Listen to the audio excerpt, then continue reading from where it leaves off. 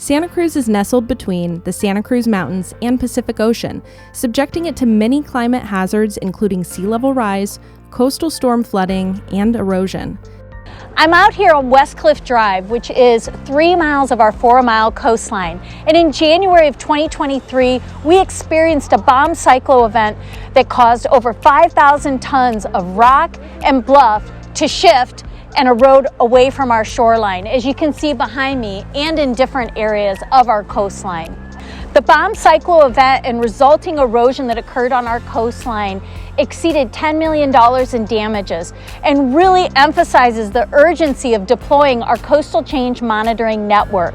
Santa Cruz has experienced modest impacts from coastal climate change already, and our unhoused community and low-lying beach flats and lower ocean neighborhoods are on the front line of these coastal hazards.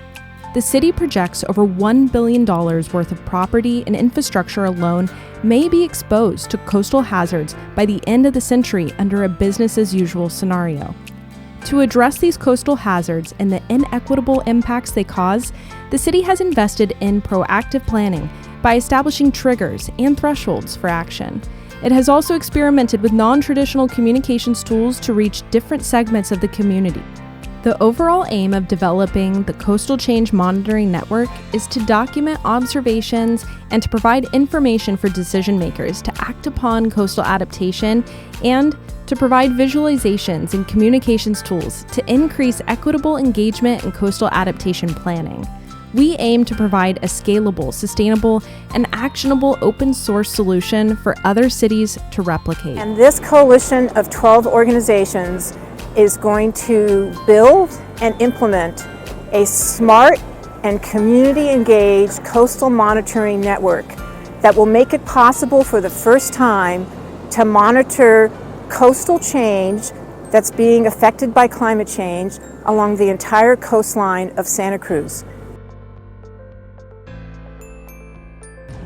So over the course of this past year, when we were meeting with residents to talk about what communication tools would be most effective and talking about the future of climate change and climate impacts in this neighborhood, we asked residents, what it is that will reach them. Is it text messages on your phone? Is it social media? Which of these tools is going to be effective in communicating in the long term around these challenges?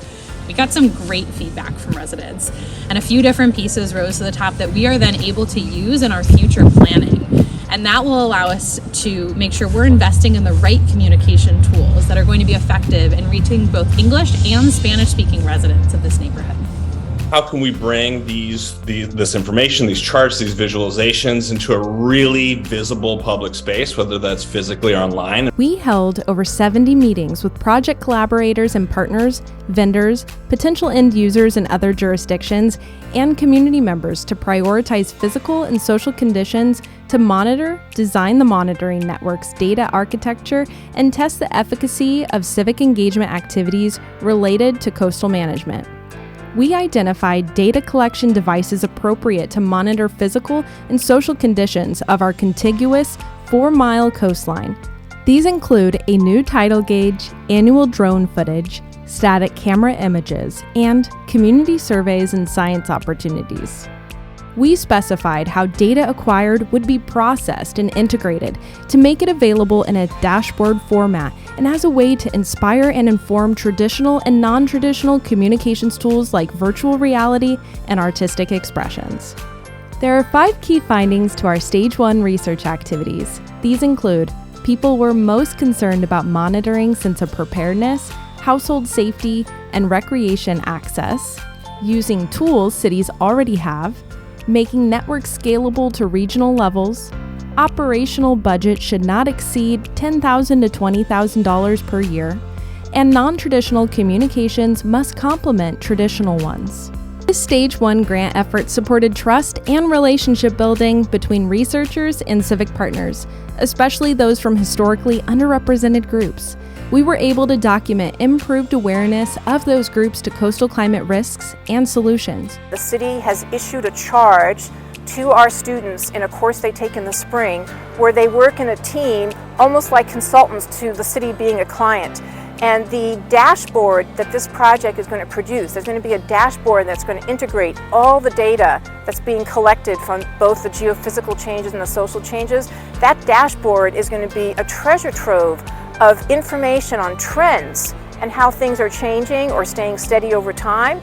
And it will provide inputs for all kinds of additional projects that the students can do in response to charges from the city to help the city continue to improve in making the best decisions that will be best for our coastline and the people who care and depend upon it.